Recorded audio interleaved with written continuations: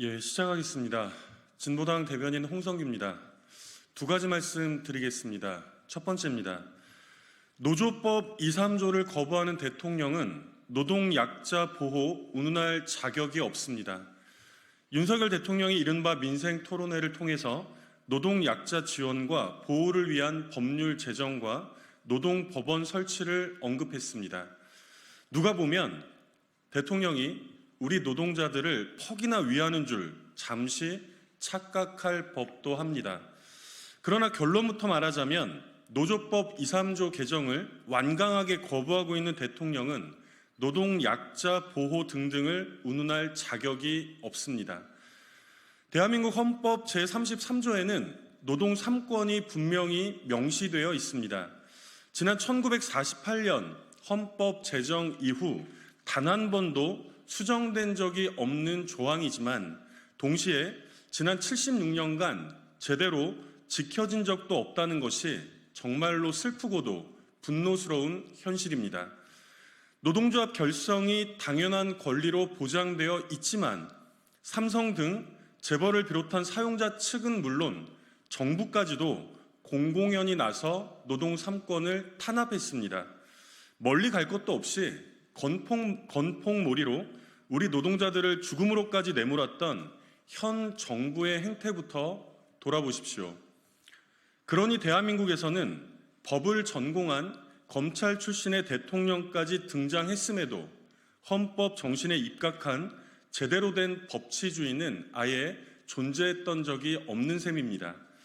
그럼에도 대통령과 정부 여당은 입만 열면 법치주의를 주창하고 있으니 정말 그 뻔뻔함은 가히 금메달감입니다.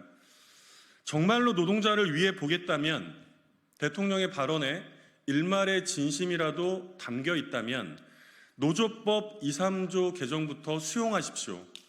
새롭게 구성되는 최저임금위원회에서 노동계가 완강하게 항의하고 반발하는 공익위원 임명부터 철회하고 주 69시간 노동시간 연장 따위는 꿈도 꾸지 마십시오.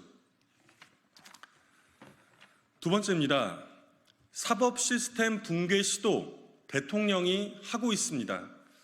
시기를 늦춰달라는 이원석 검찰총장의 요청이 묵살된 기습적인 검찰 고위급 인사로 검찰 전체가 아수라장입니다. 인사 전에 열게되어 있는 검찰 인사위원회도 대충 뛰어넘었고 검찰총장의 의견을 들으라는 검찰청 법도 간단히 무시되었습니다. 이원석 총장의 임기가 오는 9월까지니 누가 보더라도 새 총장 임명 이후의 인사 조치가 상식적인 상황이었습니다. 후속 중간 간부 인사 일정도 연이어 뒤따를 수밖에 없기 때문에 검찰은 현재 일시정지, 마비 상태라고 해도 과언이 아닙니다. 그러니 검찰이 안정적 운영을 지원하기 위함이었다는 법무부의 설명은 새빨간 거짓말입니다. 분석과 설명이 어려운 상황도 아닙니다. 김건희 여사에 대한 엄중한 수사가 언급된 지 불과 10여일 만에 일어난 사태들이니 누가 보더라도 이유는 뻔하지 않습니까? 대통령이 직접 자신에게 부여된 공직자 인사권을 이용해서 자신과 부인에 대한 사법 리스크를 삭제하고 있습니다.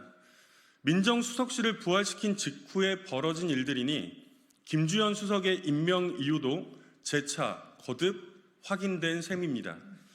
이원석 총장은 야당을 향해서 사법 시스템을 무너뜨리고 붕괴하려는 시도를 하고 있다고 강하게 제기한 바 있습니다. 그러나 이 항변은 이제 윤석열 대통령을 향해야 합니다. 노골적으로 사법 시스템 붕괴에 나선 이 대통령을 이제 어떻게 해야 합니까? 이상입니다.